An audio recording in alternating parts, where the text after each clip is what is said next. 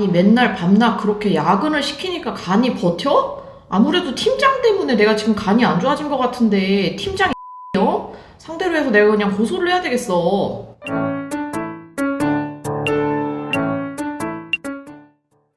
네, 오늘은 제가 두 환자분 이야기를 해드릴 거예요. 이 얘기를 한번 들어보시고 만약에 내가 이 환자분의 담당 의사였으면 뭐라고 반응을 할 건지에 대해서 한번 생각을 좀 해보도록 하세요. 참고로 제가 얘기 드리는 모든 케이스는 우리가 진짜 상황을 바탕으로 해서 제가 누군지 신원이 노출 안 되도록 각색한 거라는 거는 대강 알고 계시죠? 실제 외래에서 벌어지는 일입니다. 자, 첫 번째 환자분이세요. 44살 남자분이시고 이분은 이제 간 수치가 높아서 저한테 외래를 계속 다니시는 분이셨고 간 수치 상승의 원인은 비알코올성 지방간이 원인이었어요. 그런데 어느 날 환자분께서 저한테 소견서를 써달라고 하십니다. 그래서 어떤 소견서가 필요하세요? 라고 여쭤보니까 회사에서 업무 로딩이 너무 많고 팀장이 야근을 계속 시켜서 그것 때문에 간이 안 좋아진 것 같다. 그래서 팀장과 회사를 상대로 내가 지금 소송을 준비를 하고 있는데 이 업무 때문에 지금 간이 안 좋아졌다는 소견서를 써달라고 얘기를 하십니다. 첫 번째 케이스. 자, 두 번째 케이스입니다. 이분은 이제 70살 남자분이시고 간암이 발생을 해서 저한테 진료를 받고 계시고요. 원래 기저적으로 이분은 만성 비염 간염도 있고 간경화가 있는 분이었어요. 근데 어느 날 가족분께서 저한테 또 찾아오십니다. 소견서를 한 장 써달라고 하세요. 그래서 어떤 소견서가 필요하세요? 얘기를 물어보니까 이 환자분이 지금 입원하시기 직전에 원래 경비 일을 하고 계셨는데 경비 일이라는 게 뭐 밤낮도 많이 바뀌고 업무량도 많고 그러잖아요. 그래서 이 경비 일 때문에 지금 간암이 발생을 했다. 따라서 업무랑 관련된 지금은 산재를 요청을 해야 되니까 그거에 대한 증거를 써달라고 얘기를 하십니다. 자, 여러분이 담당 의사였으면은 어떻게 답변을 해주셨을 것 같아요? 그리고 지금 이거 얘기 드린 거 피곤하니까 간이 안 좋아진 거다. 그리고 무리하니까 과로하니까 간암이 생긴 거다.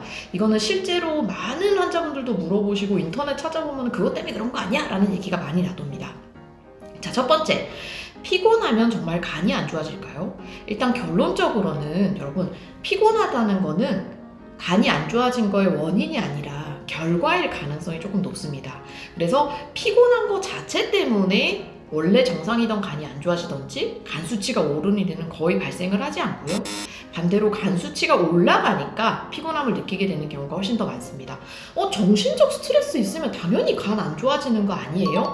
그 머리로 생각하면 그럴 것 같잖아요. 실제는 그런 근거가 없습니다. 우리가 보통 이런 이제 뭐 보험이라든지 아니면 산재라든지 이런 돈과 관련된 일에는 근거가 명확하지 않으면 인정을 받을 수가 없거든요. 그런데 정신적 스트레스 때문에 간 수치가 올라간다는 연구 결과가 충분하지 않은 거예요. 또 하나, 내가 과로하거나 피로하기 때문에 간이 안 좋아졌다는 연구 결과도 많지가 않습니다. 그럼 이제 여러분 그렇게 생각하실 수 있잖아요. 이게 연구 결과가 없어서 그런 거지. 그냥 상식선에서 당연한 거 아니야? 네, 상식선에서 그런 거랑 실제 인정을 받을 수 있는 거랑은 좀 다른 이야기긴 합니다.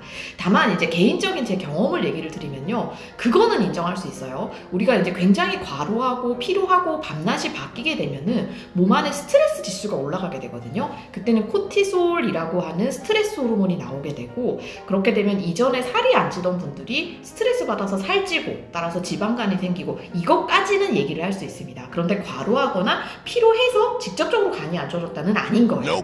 이게 이제 다이렉트는 아니고 피로해서 스트레스 호르몬이 나오고 그것 때문에 살이 쪘고 따라서 지방간이 악화된다. 이것까지는 되는데 그래서 첫 번째 때문에 맨 마지막이 왔다는 인정은 되지는 않습니다. 네. 첫 번째에 대한 답은 좀 되셨는지 모르겠어요. 자, 두 번째는 이제 조금 이제 예민한 문제고요. 실제로 산재랑 관련해서 뭔가 일 때문에 간암이 생긴 것 같다라는 주장을 하시는 분들이 이제 종종 있고 저희도 그것 때문에 의료 감정이라든지 이제 법원까지 가는 문제가 되기도 합니다. 여러분 생각에는 어떠신 것 같아요? 정말 경비일이고 막 밤에 못 자고 이러면 어떤 간암이 정말 생기고 그럴까요? 이거는 판례를 찾아보면 여러 개가 나오는데요. 일단 1번적으로 알아들어야 되는 게 저번에 제가 얘기 드린 것처럼 간암이라는 거는 일반인한테는 거의 발생을 많이는 안 합니다. 우리가 고위험군이라고 하는 환자군이 뚜렷하게 정의가 되어 있는 게 간암이에요.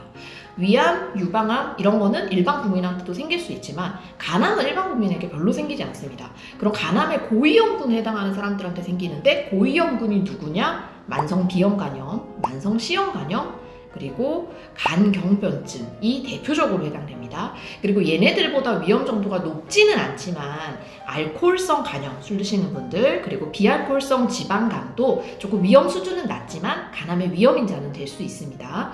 근데 앞선 케이스를 잘 한번 생각을 해보면요. 이 할아버지는 원래 기저적으로 만성 비염 간염과 10년 전부터 간경변증이 있던 분이에요. 따라서 간암이 만약 생겼다고 얘기를 하면 당연히 이 두 위험 인자가 훨씬 더 영향을 많이 주었을 거라고 생각을 할 수가 있습니다. 이게 어느 정도냐면요. 우리 보통 담배 많이 피우면 폐암 생긴다고 얘기하잖아요. 사람들 되게 많이 무서워하는데 담배 피우면 폐암이 몇 배 정도 생길 것 같으세요? 보통 우리가 17배 정도 많이 발생한다고 합니다. 17배면 엄청 높은 것 같잖아요. 자, 그럼 만성 비형 간염이 있으면 정상인보다 간암이 몇 배 더 많이 발생할까요? 담배가 17배였어요. 네, 정답은 100배입니다. 그래서 일반인하고는 거의 안 생기는 암이 만성 비형 간염에서 많이 생기는 게 간암이에요. 따라서 위험 인자가 있는 사람에게는 그게 훨씬 더 큰 위험 인자인 거고, 예를 들어서 피로가 어느 정도 영향은 정말 아예는 아니고 조금은 줬을 수는 있습니다. 그러나 워낙 저기 큰 위험 인자 두 개, 만성 비형 간염과 간경변증이 있게 되면 피로가 간암의 발생에 미치는 영향이 상대적으로 없게 되는 거예요. 예를 들면 이런 위험 인자가 없는 사람, 뭐 만성 비형 간염도 없고, 뭐 C형 간염도 없고, 간경변증도 없고, 지방간도 없다. 그런데 간암이 생겼다. 근데 항상 되게 무리하던 사람이다. 이 정도면은 뭐 모르겠어요. 그래도 좀 법적인 다툼이 생길 수가 있는데, 앞선 것처럼 위험 인자가 명확할 때는 피로가 간암에 영향을 미쳤다는 것을 인정을 받기가 어려울 때가 많습니다. 그래서 대부분 전문가 의견을 물어봐도 똑같은 대답이 나와서 이제 보호자분들이 많이 속상해 하시고 이제 돌아가시는 경우가 많아요. 외래 오셨다가.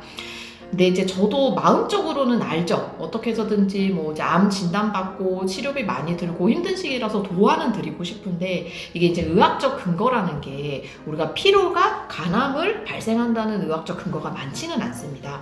예를 들어서 많이 피로하고 과로하면 산화 물질이 생겨서 몸에 좀 안 좋다라는 연구 결과까지는 있지만, 직접적으로 과로가 하면 뭐 간암이 생긴다라는 연구 결과가 없기 때문에 지금은 인정을 받지 못합니다.